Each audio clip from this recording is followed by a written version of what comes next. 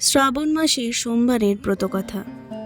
হিন্দু ধর্মে শ্রাবণ মাসকে ভগবান শিবের সর্বাধিক প্রিয় মাস হিসেবে গণ্য করা হয়।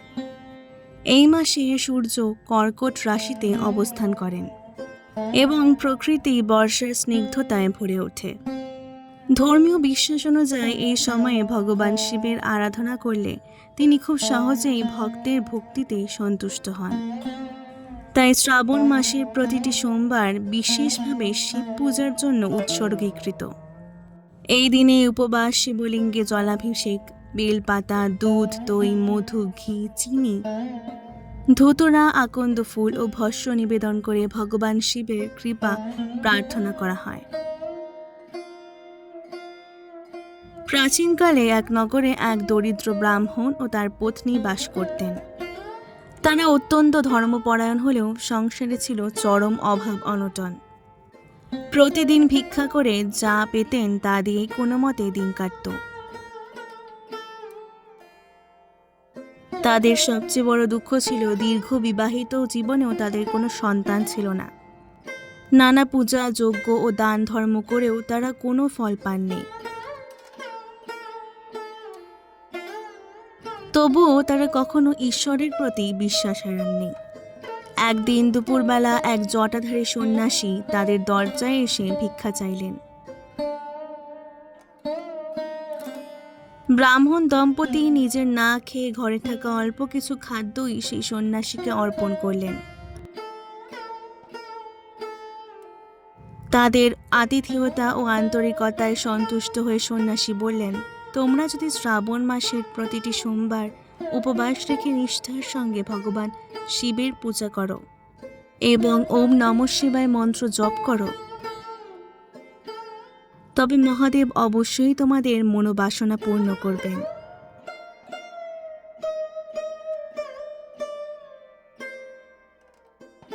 দম্পতি সেই উপদেশকে ঈশ্বরের আদেশ বলে মেনে নিলেন। শ্রাবণ মাসের প্রথম সোমবার ভোরে উঠে পবিত্র নদীতে স্নান করলেন। পরিষ্কার বস্ত্র পরিধান করে শিব মন্দিরে গিয়ে শিবলিঙ্গে গঙ্গা জল নিবেদন করলেন। এরপর দুধ, দই, মধু, ঘি ও চিনি দিয়ে পঞ্চামৃত অভিষেক করলেন। বেলপাতা, ধুতুরা, আকন্দ ফুল, সাদা চন্দন ও ফল নিবেদন করে গভীর ভক্তি ভরে ওম নমঃ শিবায় মন্ত্র জপ করলেন। সারাদিন উপবাস রেখে সন্ধ্যায় শিবের আরতি করলেন এবং দরিদ্রদের অন্নদান করলেন।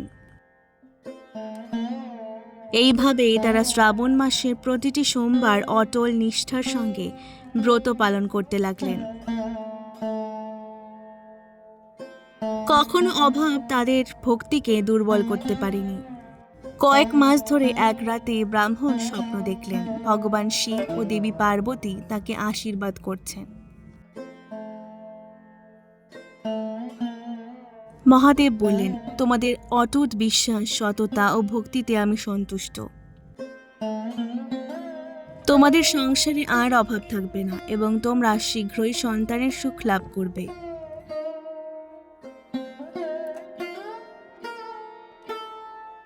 স্বপ্নের কিছুদিন পর থেকেই তাদের ভাগ্যের পরিবর্তন শুরু হলো। ব্রাহ্মণের জীবিকায় উন্নতি হলো, সংসারে আর্থিক সচ্ছলতা ফিরে এলো এবং অল্প সময়ের মধ্যেই তাদের ঘরে এক পুত্র সন্তানের জন্ম হলো।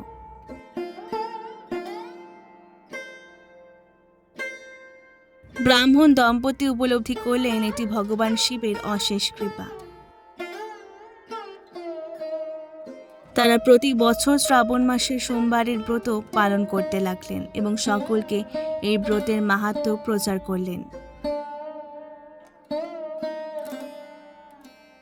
আরও একটি সুপরিচিত ধর্মীয় বিশ্বাস হল দেবী পার্বতী বহু বছর কঠোর তপস্যা ও শিবের আরাধনার মাধ্যমে তাকে স্বামী রূপে লাভ করেছিলেন। এই কারণেই অবিবাহিত কন্যারা উত্তম জীবনসঙ্গী লাভের আশায় এবং বিবাহিত নারীরা স্বামীর দীর্ঘায়ু, সুস্বাস্থ্য ও সুখী দাম্পত্য জীবনের জন্য শ্রাবণ সোমবারের ব্রত পালন করেন।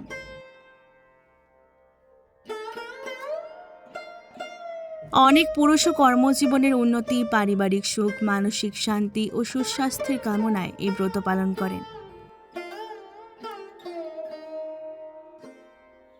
এই ব্রতের মূল শিক্ষা হল ভক্তি, ধৈর্য, সততা, সংযম এবং নিঃস্বার্থ বিশ্বাস মানুষের জীবনে শুভ পরিবর্তন আনতে পারে। ভগবান শিব বাহ্যিক আড়ম্বরের চেয়ে আন্তরিক ভক্তিকেই বেশি মূল্য দেন। তাই নিষ্ঠা ও পবিত্র মনে এই ব্রত পালন করলে জীবনের নানা বাধা অতিক্রম করার শক্তি, মানসিক শান্তি এবং ঈশ্বরের আশীর্বাদ লাভ হয় বলে ধর্মীয় বিশ্বাস প্রচলিত রয়েছে।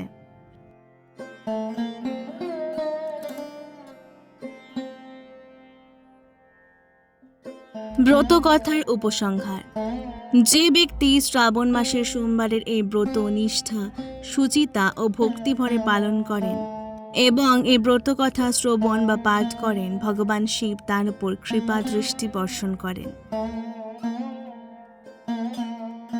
এমন বিশ্বাস হিন্দু সমাজে যুগ যুগ ধরে প্রচলিত। সকলের জীবনে মহাদেবের আশীর্বাদ, শান্তি, সুস্বাস্থ্য ও মঙ্গল নেমে আসুক। ওম নমঃ শিবায়। ভিডিওটি ভালো লাগলে অবশ্যই পুরাণের পাতাকে সাবস্ক্রাইব করে দেওয়ার অনুরোধ রইল।